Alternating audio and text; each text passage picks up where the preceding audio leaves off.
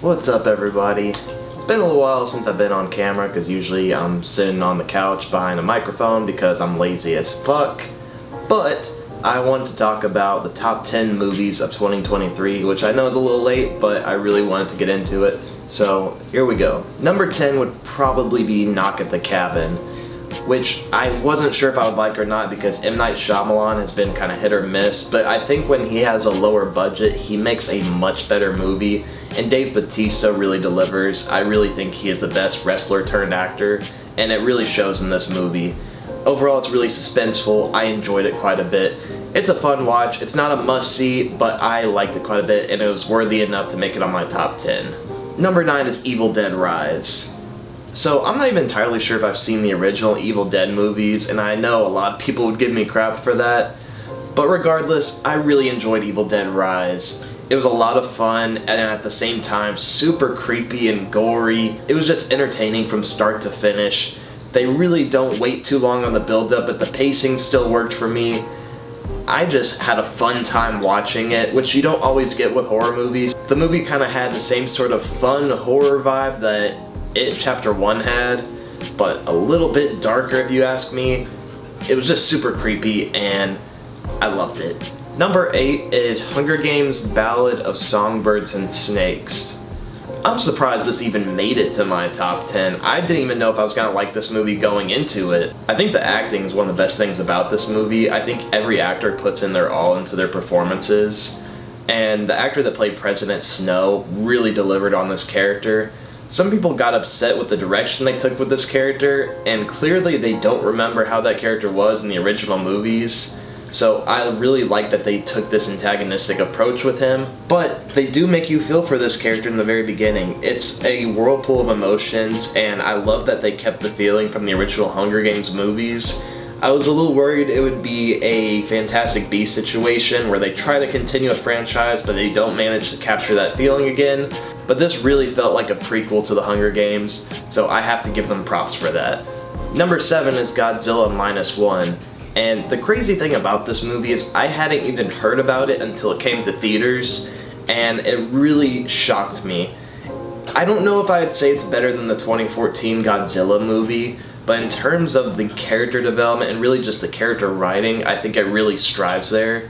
You could take Godzilla out of this movie and still enjoy it for the most part because the story is just so great. The character arc for our main character is very well written. It deals with PTSD and a character that is just so traumatized. So I think with that, it was really entertaining, and Godzilla is just a menace in this movie. He is honestly terrifying, and I love that they really went above and beyond with this one. I think if it had an even higher budget, they could match the action of the 2014 Godzilla, but the fact that they made this movie with a $15 million budget is really impressive, and Hollywood honestly needs to step it up. Number 6 is Oppenheimer. I found this movie to be very impressive because it's not an action movie, and yet somehow it feels like it because of the amount of tension and the score building up, and the way Christopher Nolan shoots his movies. It just feels fast-paced, but in a good way. And it's a 3-hour movie, so it's not like it's very short or anything. It doesn't rush itself. But I felt intrigued from start to finish.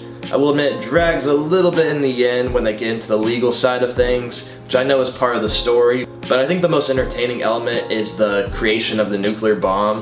And the ending just gave me chills because of the real-life implications. So, great movie. Number 5, Across the SpiderVerse. I thought the first one was a little overrated, to be honest. Yeah, the animation's cool, but I wasn't blown away with it like a lot of people were. But I think the second one deserves the hype.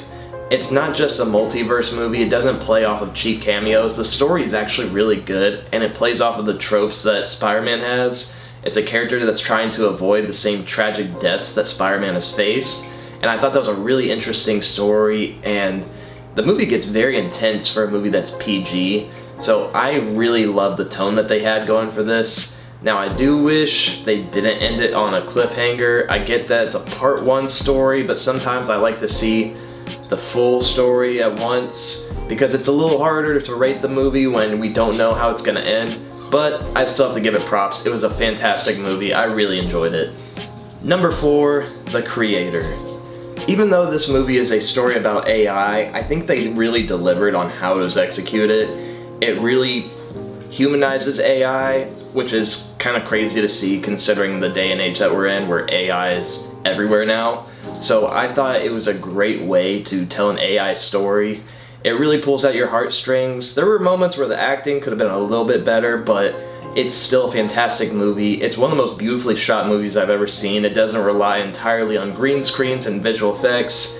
It's just a spectacle to watch. I wish it got more credit, but I really enjoyed it, and I think it's incredibly underrated. I made a video about it earlier last year, so go check it out. Number 3, Guardians of the Galaxy Volume 3. This could have easily been in my number 2 or number 1. It was a tough choice. I just really enjoyed this movie because of its emotional elements and the way the characters are treated. You can tell James Gunn absolutely loves these characters, and it's a beautiful send-off. Even though it's such a tragic backstory, it has so much heart, and I don't really feel like James Gunn just throws music into his movies just to put music in it. It's not a bunch of popular songs. He always makes sure it matches the tone of the movie, and I really love that. Watching this movie start out with Creep by Radiohead was just perfect, and it really sets the tone for this movie. I absolutely love it. I can't stress how much I love this movie.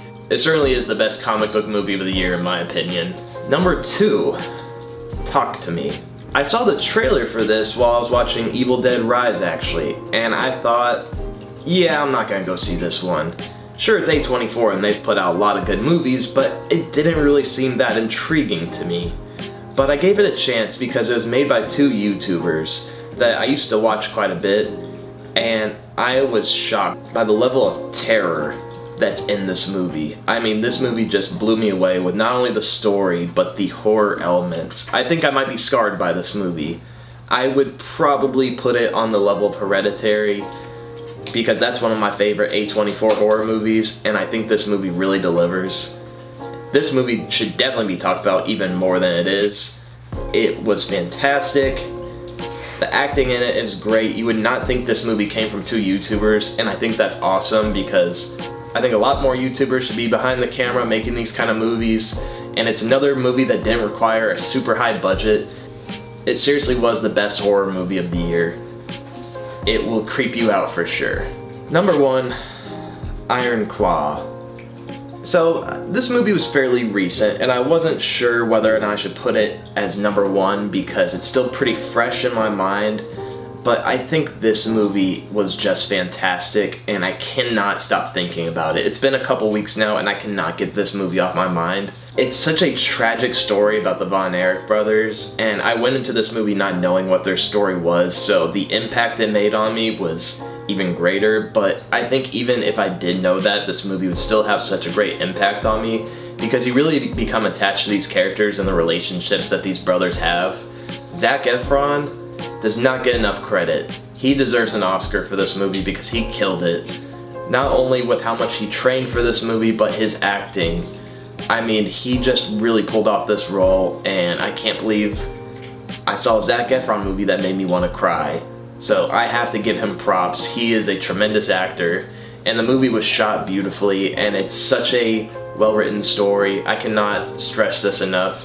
The Iron Claw is my number 1 movie of the year. I seriously recommend you go see it, but bring tissues because you will cry a lot. Anyway, that's my top 10 movies of the year. Let me know what yours were.